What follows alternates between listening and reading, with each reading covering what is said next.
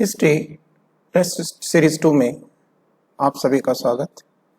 इसके पहले test series 1 में 20 क्वेश्चन हुए थे, इसलिए टेस्ट सीरीज 2 21 नंबर से शुरू हो रही है। आइए हम लोग इसे देखते हैं। पहला क्वेश्चन क्या है? पहले क्वेश्चन में कह रहा है कि भारत के स्वतंत्रता आंदोलन के प्रारंभिक दौर में उग्रवादी विचारधारा, ठीक है, को निम्नलिखित में से कौन सा एक निरूपित करता है? उग्रवादी विचारधारा का मतलब यहाँ है एक्सट्रीमिस्ट आइडियोलॉजी। लाला लाजपत राय, बाल गंगाधर तिलक, ठीक है, बिपिन चंद्र पाल अर्थात लाल बाल पाल, ठीक है, इन की विचारधाराओं में निम्नलिखित में से क्या है, ये पूछना चाह रहा है। ये कैसे हिंदुस्तान को आजादी दिलाना चाहते हैं? तो आप जैसा कि जानते हैं कि उदारवादी वो याचना के माध्यम से अंग्रेजों से पाना चाहते हैं, स्वशासन पाना चाहते थे या सुविधाएं पाना चाहते थे। लेकिन जो उग्रवादी नेता हैं, लाल बाल पाल जैसे लोग, ये जो है अंग्रेजों को अन्यायी मानते हैं, ठीक है, शोषक मानते हैं, ठीक है। इसलिए वह कहते हैं कि नहीं, हमें याचना और भिक्षावृत्ति से कुछ नहीं मिलने वाला है, ठीक है। तब इन्होंने क्या किया कि जो उदारवादियों की संवैधानिक और याचना की विधियां थी उसको छोड़ दिया और फिर उन्होंने क्या किया, आक्रामक साधनों से स्वशासन प्राप्त करने का सपना देखा। क्लियर? तो अब आइए हम लोग देखते हैं कि इसमें विकल्प क्या क्या है। आयातित वस्तुओं पर देशज वस्तुओं को प्रश्रय देकर देशज वस्तुओं के उत्पादन को बढ़ावा देना, देखिए ये सब कोई मतलब नहीं था उस समय, ठीक है।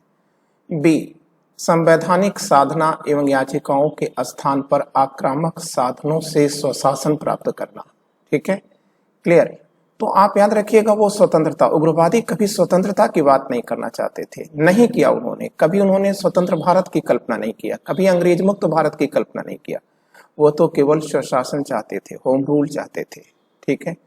तो ऐसी स्थितियों में नीचे पढ़ने का कोई मतलब ही नहीं रह जाता, ठीक है, कि हम पढ़े, क्योंकि हमें एग्जैक्ट विकल्प हमारा मिल चुका है।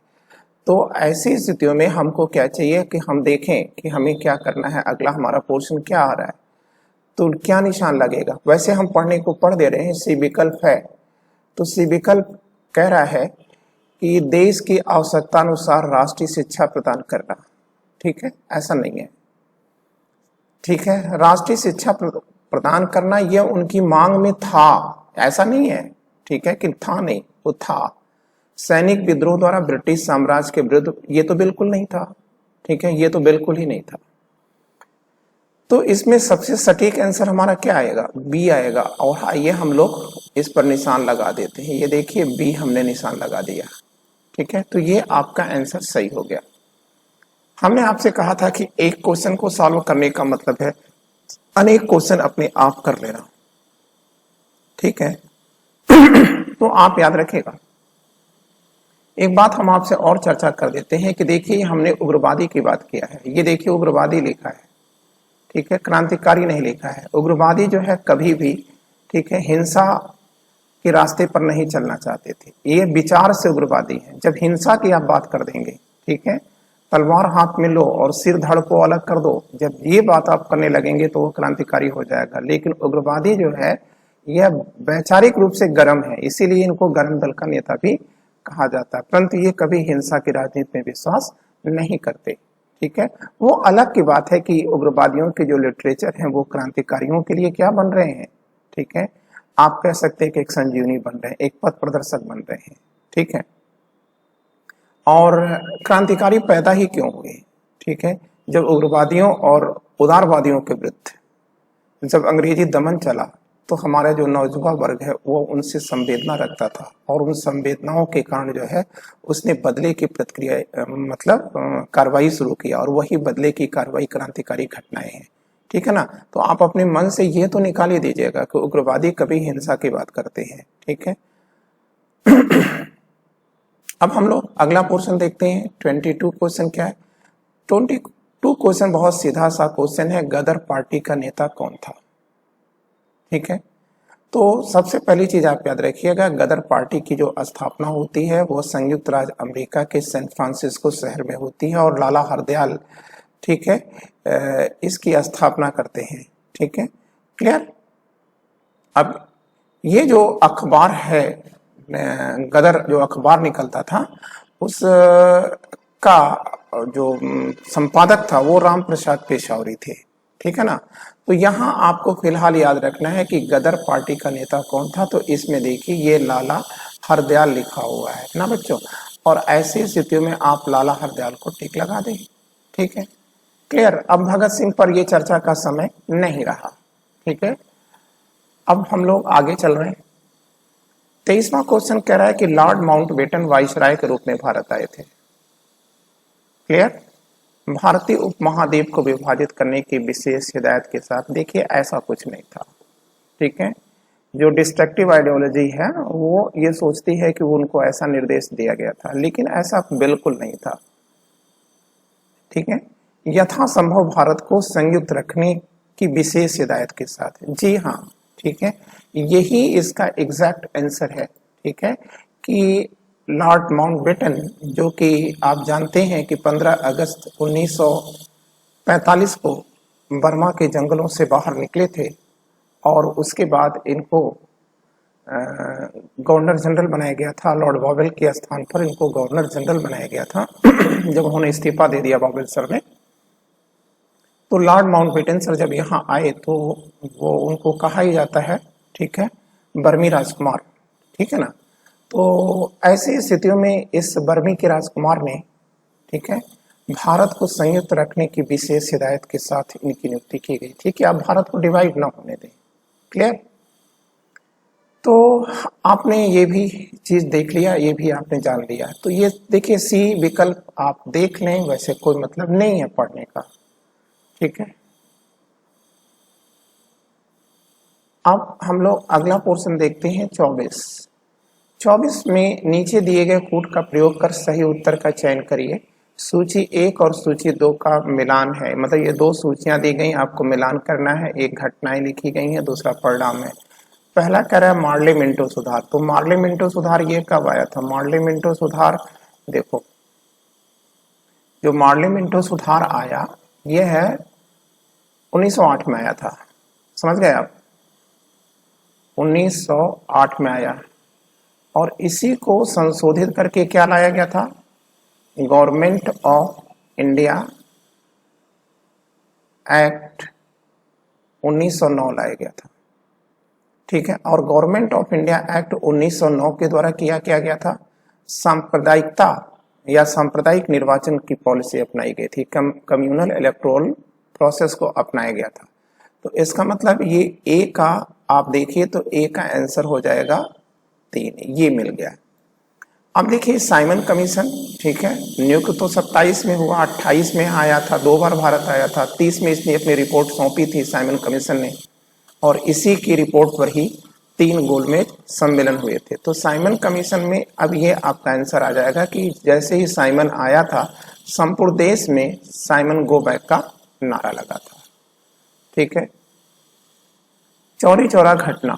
अब ये जो चौरी चौरा घटना है ये कब होती है? तो 1922 में हुआ था।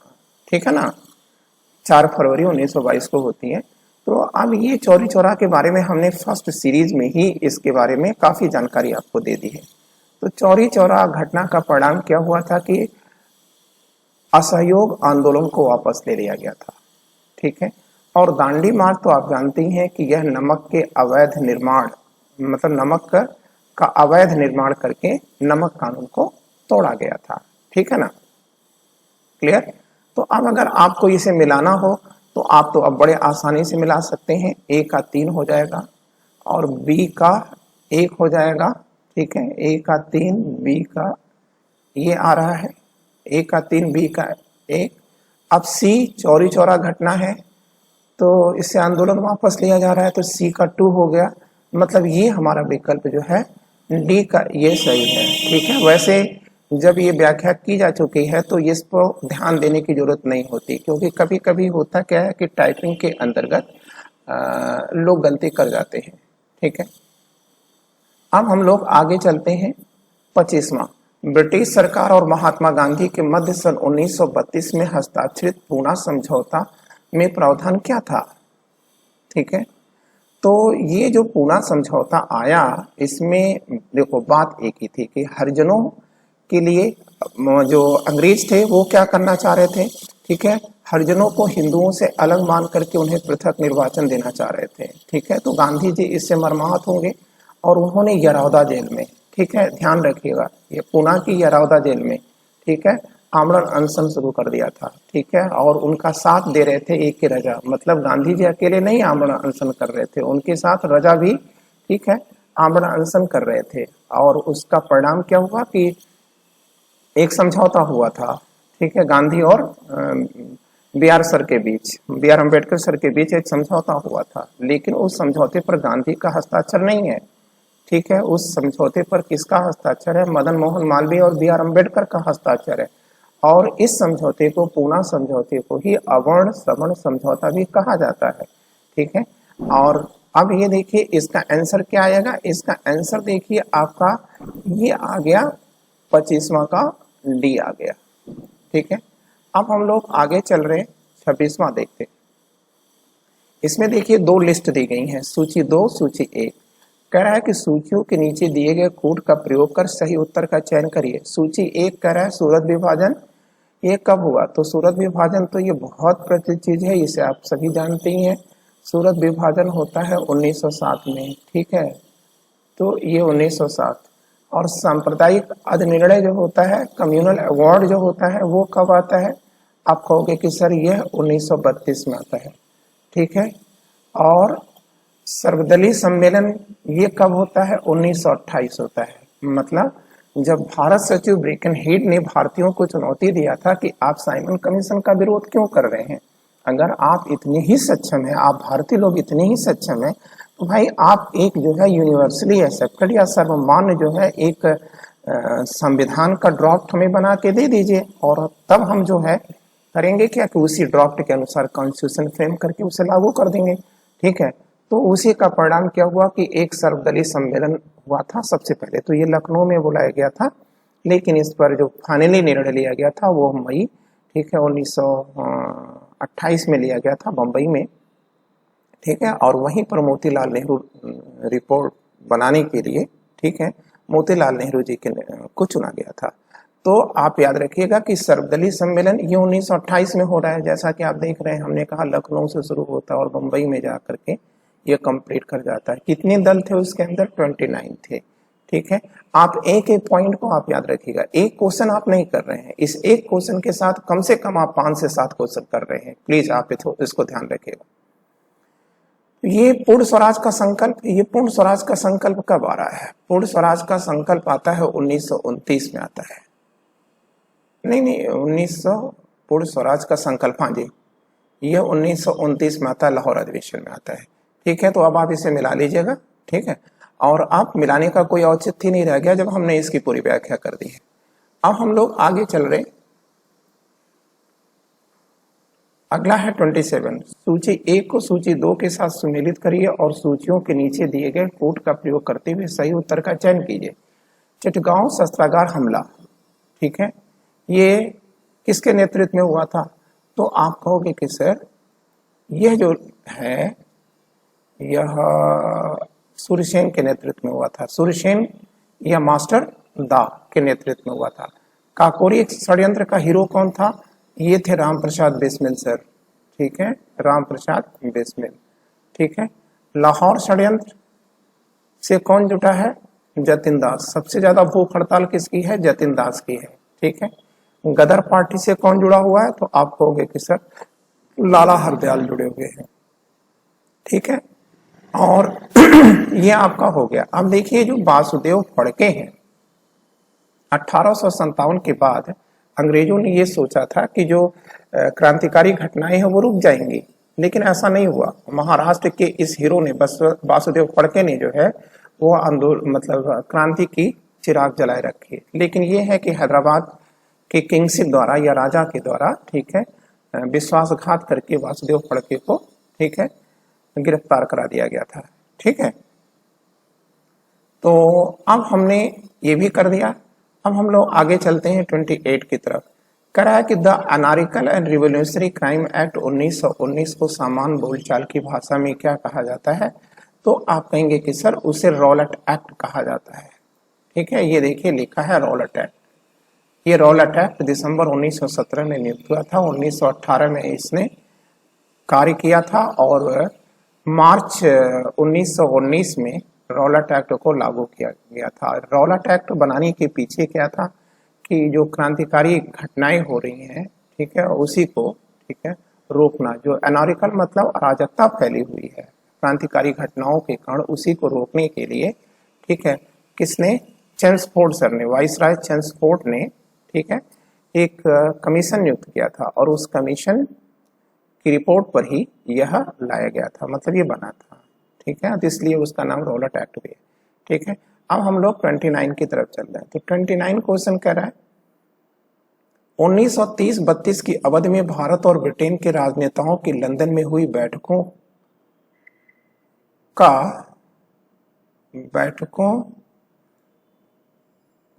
को होना चाहिए था, सॉरी थोड़ा सा क्षमा करिएगा, बैठकों को प्रथम, द्वितीय और तृतीय गोलमेज सम्मेलन के रूप में उल्लेख किया जाता है। उनका इस रूप में उल्लेख गलत होगा। मतलब आप प्रथम, दूसरा और तीसरा गोलमेज सम्मेलन कर रहे हैं, कहते रहते ना। तो अब यहाँ ये प्रश्न आता है कि भाई क्या ये कहना ठीक है या नहीं ठीक है? क्लियर ना? तो आप ये कह देंगे कि सर यह ठीक नहीं है, क्योंकि यह तो एक ही सम्मेलन के 3 सत्र थे, एक ही सम्मेलन के 3 सत्र थे। ठीक है, तो आपको ये कहना जो है उपयुक्त नहीं लगता। तो इसमें देखिए क्या क्या विकल्प दिया है। इनमें से 2 में राष्ट्रीय कांग्रेस ने भाग नहीं लिया, वो तो खैर ठीक है, सही कह रहा है, इससे इसका कोई मतलब नहीं है। अपितु भारतीय राष्ट्रीय कांग्रेस को छोड़कर जिन भारतीय दलों ने भाग लिया, उन्होंने पूरे भारत का नहीं अपितु वर्गीय हितों का प्रतिनिधित्व किया। देखिए सही तो ये भी है। ब्रिटेन की लेबर पार्टी सम्मेलन के बीच में ही हट गई और इसलिए सम्मेलन की कार्रवाई पक्षपातपूर्ण हो गई थी। ठीक है, क्लियर है, ये भी सही है। लेकिन बात ये है ना कि ये जो क्वेश्चन पूछ रहा है कि इसे प्रथम, द्वितीय गोलमेज सम्मेलन के रूप में उल्लेखित किया जाता है, क्या ये ठीक है? तो ये देखिए, ये नीचे लिखा है यह 3 अलग अलग सम्मेलन नहीं थे, अपितु यह एक ही सम्मेलन की अवस्था थी जो 3 सत्रों में संपन्न हुई थी। ठीक है ना? तो ये है इसका आंसर। ठीक है, यह सिविल सर्विसेज के क्वेश्चन है और सिविल सर्विसेज 1996 का यह क्वेश्चन है। ठीक है, और इनके क्वेश्चन जो होते हैं कुछ थोड़ा सा चिंतन करने वाले होते हैं। ठीक है, आप फर्स्ट आइज में सिविल के क्वेश्चंस करते हैं तो धोखा खा सकते हैं आप। 30वां है सूची 1 को सूची 2 से सुमेलित करिए और सूचियों के नीचे दिए गए कूट का प्रयोग करते हुए सही उत्तर का चयन करिए। ठीक है, देखिए सूची 1 में लेखक दिए गए हैं और सूची 2 में उनकी रचनाएं दी गई हैं। ठीक है, तो अब यहाँ पहला नाम है सुरेंद्र नाथ बनर्जी सर का। तो सुरेंद्र नाथ बनर्जी सर की कौन सी किताब थी? तो आप कहेंगे नेशनल मेकिंग इनकी किताब है, ये नेशनल मेकिंग है। M.K. गांधी की बहुत, ये तो आप जानती हैं, द हिंद स्वराज है इनकी। सुभाष चंद्र बोस का है द इंडियन स्ट्रगल। ठीक है, ये इनकी आत्मकथा भी है। नहीं, इस आत्मकथा तो इनकी है, ठीक है, स्प्रिंगिंग टाइगर। ठीक है, लेकिन ये उनकी किताब है। लाला लाजपत राय की जो किताब है वो है ऑटोबायोग्राफिकल राइटिंग। क्लियर? अब हम लोग अगला पोर्शन देखते हैं। जवाहरलाल नेहरू के विषय में निम्नलिखित कथनों पर ध्यान दीजिए। IAS 1996 का क्वेश्चन है। कह रहा है कि वे 1947 में कांग्रेस दल के अध्यक्ष थे। नहीं सर। उन्होंने संविधान सभा की अध्यक्षता की थी? नहीं किया था। भारत की स्वतंत्रता से पूर्व उन्होंने संयुक्त प्रांत में प्रथम कांग्रेस मंत्रिमंडल बनाया था? नहीं सर, ऐसा कुछ नहीं किया था, गोविंद बल्लभ पंत सर ने बनाया था। ठीक है, तो इसका मतलब कोई भी सही नहीं है। ठीक है, तो ये इसका आंसर होगा। ठीक है, ये भी सिविल का क्वेश्चन है। और अब अगला क्वेश्चन हम लोग करते हैं 32। कैबिनेट मिशन योजना के विषय में निम्नलिखित में से कौन सा सही नहीं है? ठीक है, प्रांतीय समूहीकरण बिल्कुल था। ग्रुप क्लास थ्योरी उसकी विशेषता थी। 3 भागों में देश को उन्होंने बांट रखा था। भारतीय सदस्यों वाला A ग्रुप, B ग्रुप और C ग्रुप आपने पढ़ा होगा। भारतीय सदस्यों वाला अंतरिम मंत्रिमंडल, जी हाँ, था ही था। पाकिस्तान की स्वीकृति, नहीं, नेवर। उन्होंने पाकिस्तान की मांग को नहीं माना, कभी नहीं माना पाकिस्तान की मांग को। तो इसका मतलब ये है। क्लियर हो गया। अब हम लोग अगला पोर्शन देखते हैं। 33 क्या है? 33 में सूचियां दी गई हैं। सूची 1 में यह संस्थाएं दी गई हैं और सूची 2 में यह, ठीक है, उसके संस्थापक या संस्थापक सदस्य दिए गए हैं। आपसे कह रहा है कि आप इसको मिलान करिए, ठीक है। तो आइए हम लोग डायरेक्ट मिला देते हैं। देखिए, जो अभिनव भारत समाज है, इसके पहले वाले क्लास जो सीरीज थी उसमें भी मैंने आपको बताया था, अभिनव भारत समाज या यंग इंडिया, ठीक है, यह वीडी सावरकर की है। अनुशीलनशील समिति के संस्थापक सदस्यों में अरविंद घोष हैं, ठीक है। अनुशीलन समिति ये बंगाल की क्या है, क्रांतिकारी संस्था है, ठीक है। गदर पार्टी, ये अभी हमने कुछ समय पहले ही आपको बताया था। गदर पार्टी यह लाला हरदयाल की है, ठीक है, सैन फ्रांसिस्को में युगांतर आश्रम में, ठीक है, युगांतर प्रेस के द्वारा स्थापित हुई थी ये, ठीक है। और स्वराज पार्टी, ये तो आप जान ही रहे हैं, सर सीआर दास की है, ठीक है। तो अब इसे मिलाने का औचित्य नहीं है, ठीक है, ये कोई मतलब नहीं रह गया, हमने मिला दिया। अब हम देखते हैं 34। 34 क्या कह रहा है?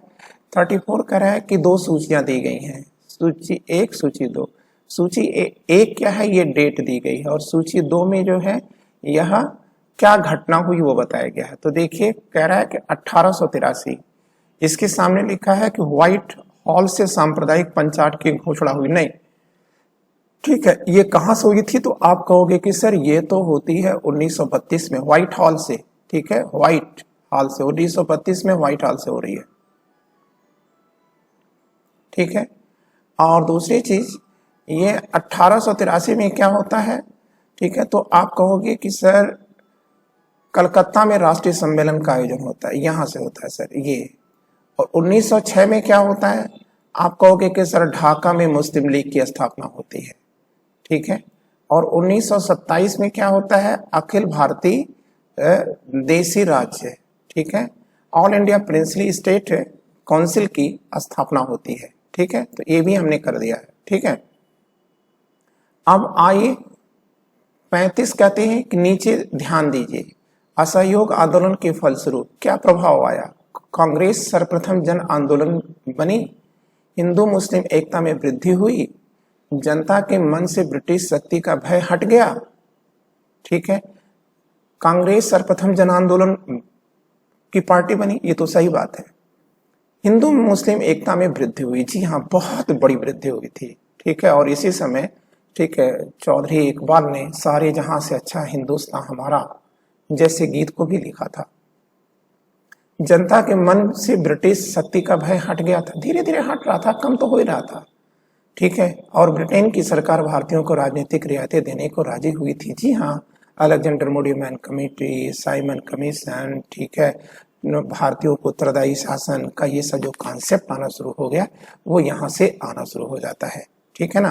तो इसका मतलब इसमें सही क्या है? इसमें ए वाला सही है, सभी सही है इसके अंदर, ठीक है। अब इसको जरा ध्यान दीजिएगा, ठीक है। कभी कभी, ठीक है, क्योंकि ये भी शायद किसी एग्जामिनेशन का क्वेश्चन है, मुझे याद नहीं आ रहा है, तो उसका जो सॉल्व किया गया है वो सॉल्व थोड़ा सा गलत तरीके से किया जाता है, तो उसमें ये तो लोग मान लेते हैं, ठीक है, और उसके बाद ये मानते हैं, ठीक है। तो ये चीजें गलत है, ठीक है।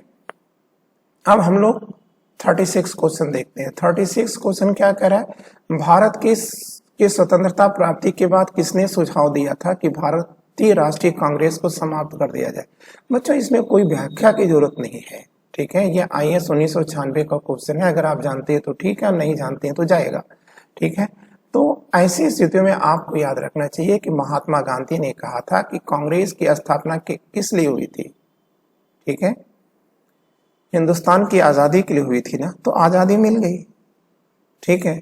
तो जब आजादी मिल गई तो कांग्रेस को समाप्त कर दिया जाए। अब स्वतंत्र हिंदुस्तान है, नया हिंदुस्तान है, ठीक है, उसकी नई मांग है, नई आवश्यकता है, इसलिए उसको नए तरीके से पुनः स्थापित किया जाना चाहिए, ठीक है ना, नया रूप उसको देना चाहिए। तो इसलिए गांधी जी ने ये कहा था, ठीक है। और कब कहा था?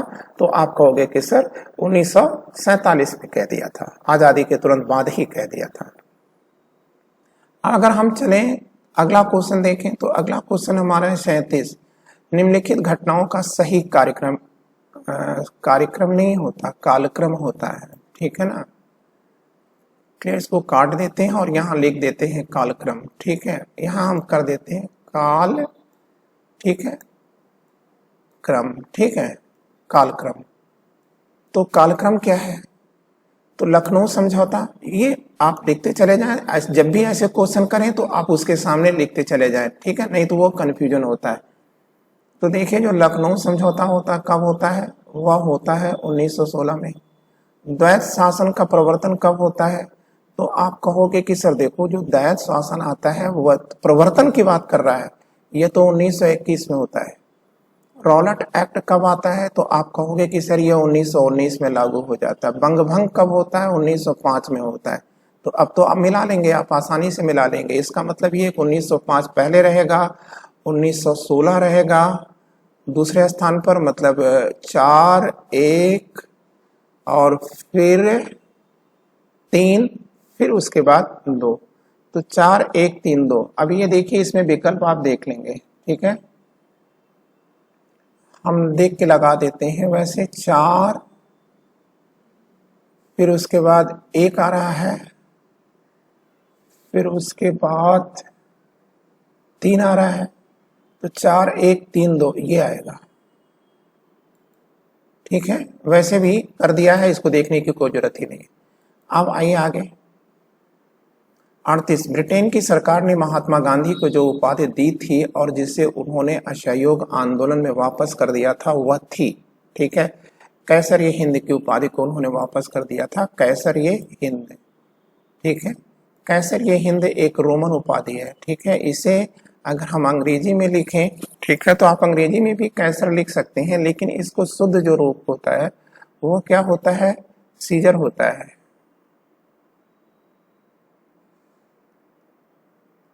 ये रोमन टाइटल है, सीजर है हिंद, ठीक है। राय बहादुर की उपाधि जो है किसको मिली थी?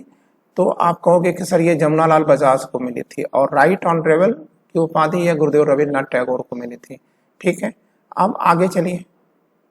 जनजाति लोगों के संबंध में आदिवासी शब्द का प्रयोग किया था किसने? तो आप कहोगे कि सर ठक्कर बप्पा ने किया था। B.R. अम्बेडकर सर ने संपूर्ण उत्तर भारत का जो दौरा किया था, उस पूरे दौरे में अगर उनका किसी ने साथ दिया था तो वो है ठक्कर बप्पा, ठीक है। और इसी ठक्कर बप्पा ने, ठीक है, जनजाति लोगों के संबंध में आदिवासी शब्द का प्रयोग किया है, ठीक है। फिर हम लोग आगे की बातें कर रहे हैं। 40वां, महात्मा गांधी ने 1930 में सविनय अवज्ञा आंदोलन को आरंभ किया था। कहां से आरंभ किया था? तो आप कहोगे कि सर साबरमती से दांडी तक की यात्रा थी। ये आपका आंसर सही है, ठीक है ना। क्लियर। तो बच्चों, इस प्रकार से हमने जो है आपके ये क्वेश्चन भी कर दिए हैं, ठीक है। शेष जो क्वेश्चन होगा, ठीक है, मतलब कल हम लोग इसके बाद 41वां क्वेश्चन लेकर आएंगे। आज हम इतने पे रुकेंगे। आपके लिए मेरी शुभकामनाएं। Wishing you all the luck. नमस्ते।